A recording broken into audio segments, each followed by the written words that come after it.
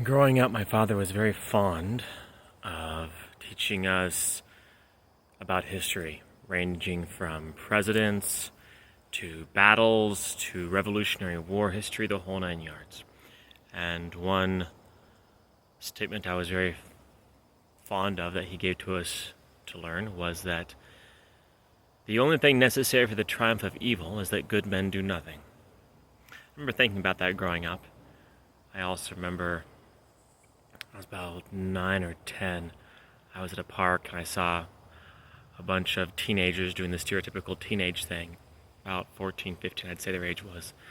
And they had one friend who was, might phrase this fellow as being behind the 8 ball. A bit slow in some ways, you might say. And he was trying to climb up this hill, and his friends were way ahead of him. And he was saying, could you guys stop and give me a hand? And they were just ignoring him. And anyways, later on, I was really furious about it.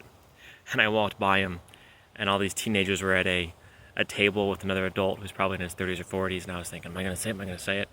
And I just walked by him, and I said, it was really shameful how you guys treated your friend there. And I still remember one of the teenage girls who was looking very stereotypically, I'm so cool, vibe to her, just looked at me in shock that I'd said that. But I remember thinking about that more and more as I got older, that the only thing necessary for things to continue going wrong is that we're just quiet about it. And it became more in common. I would notice that when something's wrong, people will say things when things are wrong. Then I wondered, do we say things when things are going right? Do we stop to appreciate things are right? And I realized, no, we don't. If we ask to give a complaint for somebody, people will give complaints. But you ask to give a compliment, and it usually drops. And the flip side of this, I was out with my family one time in the past 2 years, and there was a large group of teenagers, and they were playing music very loudly at a public park area, and I was actually appreciating it was very tasteful. And then it struck me, if this was distasteful music, which there's plenty of it being played at parks sometimes, I'd be going up to them and telling them, could you please turn it off, this is a park. I was like, huh. So I went up to them and said, hey guys, you got a minute? And I could just see the look on their face like, this guy's going to give us a problem. I told them, if your music was distasteful in a public area, I'd be letting you know.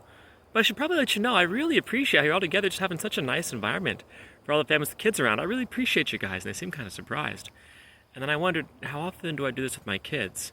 Yeah, I'll correct them for the things they get wrong, but how often do I really appreciate when they get the little things right? And am I being aware of that to look for the little things? Because I'd absolutely let them know if they did something wrong. But how often am I letting them know when they get something right?